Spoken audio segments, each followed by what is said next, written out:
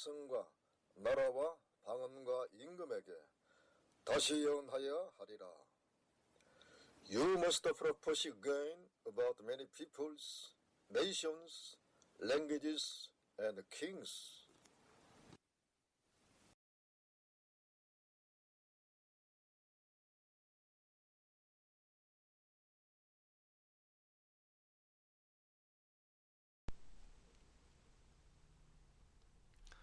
할렐루야.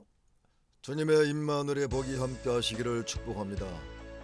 이 시간은 계시록 15장의 두 번째 강의로 제목은 하늘의 정그 장막의 성전과 일곱 금대접 재앙이라는 제목의 말씀입니다. 첫 번째, 하늘의 정그 장막의 성전에 대하여 먼저 말씀을 드립니다. 사도 요한은 불이 섞인 유리 바닷가에서 승리자들이 모세의 노래, 어린 양의 노래를 부르는 장면의 계시를 본 후에 하늘의 정그 장막의 성전을 보았습니다. 하늘의 정그 장막의 성전은 하나님이 계시는 천상의 성전을 말함이 분명합니다. 구약 성막의 지성소 안에는 법궤가 있습니다. 이 법궤를 다른 말로 언약궤 혹은 정극궤 등으로 부르고 있습니다. 정거장막이란 정거궤가 있는 장막이라는 뜻입니다. 법궤를 정거궤로 부르면 십계명에 기록된 두 돌판이 있기 때문입니다. 이는 하나님의 인간들에게 친히 정거하신 십계명이 기록된 정거판입니다. 작은 첫 번째로 천상 성전을 정거장막으로 말씀하시는 이유가 무엇일까요? 천상의 성전을 정거장막으로 말씀하시면 하나님께서 인간들의 구원과 심판과 그리고 그리스도 나라 건설에 대한 모든 말씀을 증거하는 성전이기 때문에 정거장막으로 표현하신 것입니다. 구약 성막의 지성소 안 정거궤 위에 있는 두 그룹 사이에서 하나님이 이스라엘 백성들에게 명할 모든 말씀을 하신 것은 천상의 지성소에서 하나님이 하실 일에 대한 그림자입니다. 출애굽기 25장 22절은 이 사실을 분명히 말씀하십니다. 거기서 내가 너와 만나고 속죄소 위 곧 정거궤 위에 있는 두 그룹 사이에서 내가 이스라엘 자손을 위하여 네게 명할 모든 일을 네게 이루리라.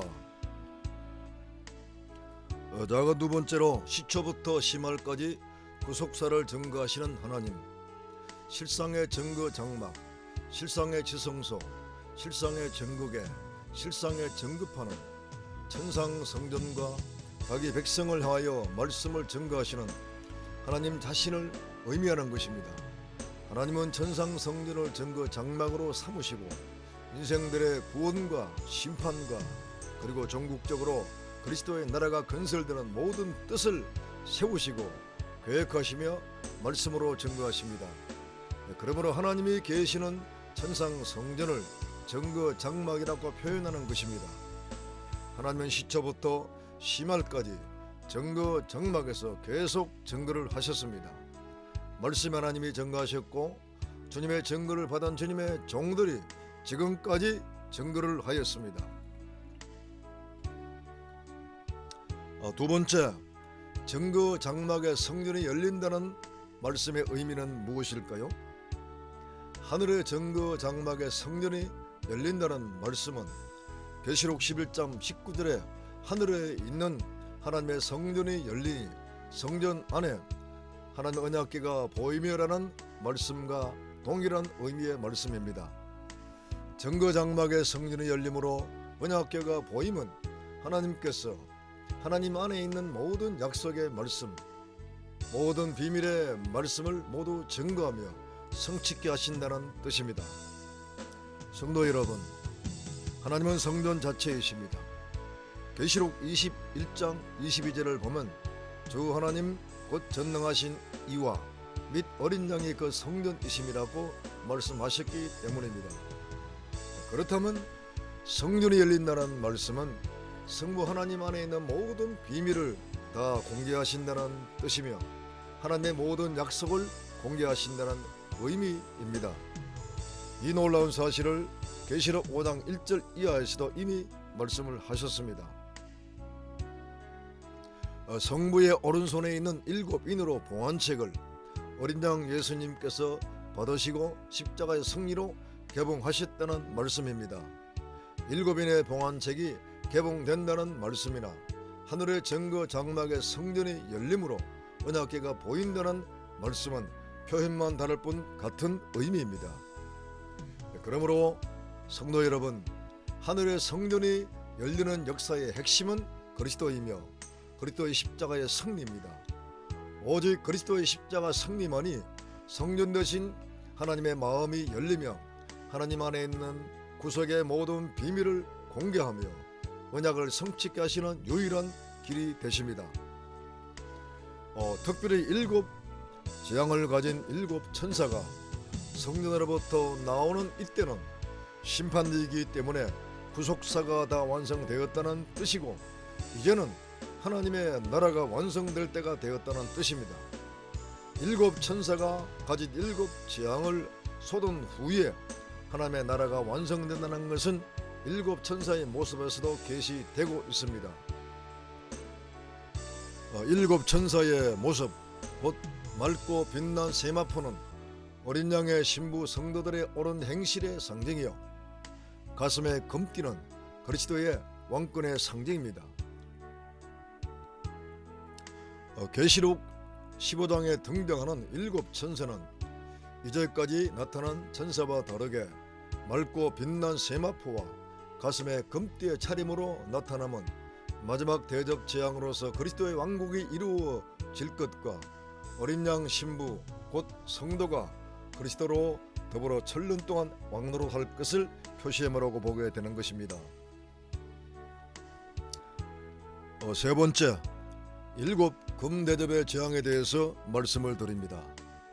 계시록 15장 7절을 보면 대생물 중 하나가 세서에 계신 하나님의 진노를 가득히 담은 금대접 7을 7 천사에게 인계하고 7 천사는 그 대접을 인수받는 장면을 보게 됩니다.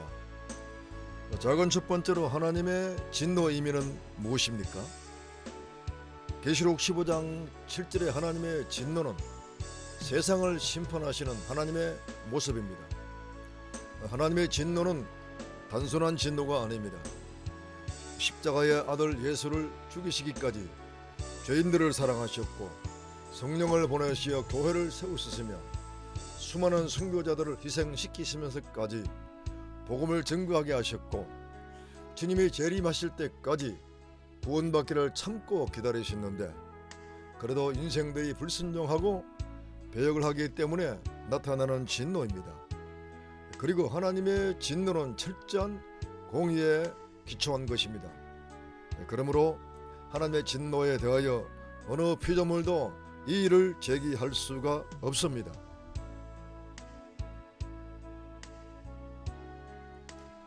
작은 두 번째로 하나님의 진노를 가득히 담았다는 뜻은 무슨 의미일까요? 이 말씀은 상대적으로 불의하고 패역한 인생들의 죄악의 분량이 가득히 찼다는 뜻입니다. 계시록 18장 5절에는 그 죄는 하늘에 사무쳤다고 말씀하십니다. 인생들의 죄악의 분량이 하늘에 사무칠 만큼 찼기 때문에 하나님의 진노의 분량도 비례적으로 가득히 차게 되는 것입니다. 하나님의 마지막 심판은 보응심판입니다. 인생들이 악을 더 채울 것이 없을 정도로 악을 향하였기 때문에 하나님의 보응심판도 차고 넘치는 심판이며 맹렬하고 맹렬한 심판입니다. 작은 세 번째로 하나님의 진노를 왜 금대접에 담았을까요? 하나님의 진노를 금대접에 담은 것은 그릇은 내용물을 담는 것이 목적이기 때문입니다. 금대접도 그릇입니다. 그릇의 기능은 그 안에 무슨 물건이든지 담는 것이 목적입니다. 담을 수 없는 그릇이라면 다이아몬드로 만든 그릇이라도 기능적으로는 아무런 소용이 없습니다. 그리고 그릇에 담아진 물건은 언제 가지고 담아두는 것으로 그 목적이 완성되는 것이 아닙니다. 반드시 그 내용물을 다시 쏟아 부어야 합니다. 하나님의 진노를 금 대접에 담는 것은 쏟아 붓기 위해서 담는 것입니다. 쏟아 부으면 그것이 바로 재앙 심판입니다. 금 대접은 하나님의 진노를 담고 쏟아붓는 의미의 계시로 보여준 것입니다. 그리고 하나님의 진노를 금 대접에 담은 것은 하나님의 진노 심판은 결단코 변개 불가라는 뜻입니다. 금으로 만든 대접에 하나님의 진노를 담은 것은 한 번 하나님이 진노로 심판을 하시겠다는 주권적인 결정을 내리게 되면 그 어느 누구도 변개할 수 없다는 사실을 보여주신 것입니다. 금 대접에 금은 절대적인 주권과 불변의 뜻이 있습니다. 그리고 하나님의 진노를 금 대접에 담은 것은 기도 응답으로 하나님의 진노 심판이 진행된다는 뜻입니다. 계시록 6장 9절을 보면 순교자들이 보좌 앞에서 자기들의 원수를 갚아 달라고 신원 기도하는 장면을 볼 수가 있습니다. 그리고 계시록 5장 8절에 24장로들은 성도들의 기도를 담은 금대접을 가졌으며 계시록 8장 3절 이하에도 다른 천사가 천국 제단 곁에서 순교자들의 기도와 성도들의 기도를 금향로에 받아 천국의 금단에 올리는 장면을 볼 수가 있습니다. 그리고 다른 천사는 금단에 불을 향로에 담아서 땅에 쏟아 부음으로 이 땅에 뇌성과 음성과 번개와 지진이 나는 것을 우리에게 말씀으로 알려주고 있습니다. 이는 곧 기도 응답으로 심판이 진행된다는 사실을 보여준 계시입니다. 금대접에 기도의 향을 담아 올리고 그 금대접에 하나님의 진노를 담아 이 땅에 쏟아붓는 계시를 통해서 우리들이 깊이 깨달을 것이 있습니다. 그것은 심판은 선교자와 이 땅의 성도들의 기도 응답으로 진행된다는 사실입니다. 그렇다면 당신은 이 시대 성도로서 금대접에 담길 성도의 기도를 반드시 올려야 합니다. 그리고 하나님의 진노를 금대접에 담은 것은 심판받는 인간들의 심령 그릇이 심판받을 그릇의 모습이 되었기 때문입니다. 성경에는 인간들의 마음을 그릇으로 비유하고 있습니다. 특별히 마태복음 23장 25절에서 26절을 보게 되면 주님께서 바리새인들에게 화가 있는 이유를 잔과 대접을 들어 말씀을 하셨는데 바리새인들과 서기관들의 잔과 대접 같은 속 심령이 너무나 악하고 음란하고 더럽고 방탕하며 탐욕이 넘치는 그릇이기 때문에 주님의 화를 받을 수밖에 없음을 말씀을 하셨습니다. 역사적 말에 하나님의 심판을 금대접으로 말씀하심도 대접 같은 인간들의 속 심령이 너무나 악하고 온갖 탐욕과 방탕으로 가득 차 있기 때문에 보응의 원리를 따라 대접재앙으로 말씀을 하신 것입니다.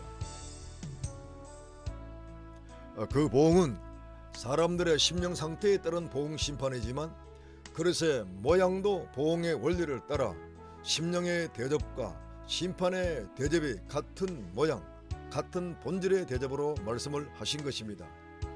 참으로 이 잔과 대접은 저주의 잔과 대접이요 멸망의 잔이요 멸망의 대접입니다. 그러나 주님의 보배로운 피가 담겨있고 거룩함이 넘치는 잔과 대접이라면 이 성도에게는 하나님의 구원과 은혜와 능력과 축복 그리고 영광으로 차고 넘치는 큰 복을 누리게 될 것입니다.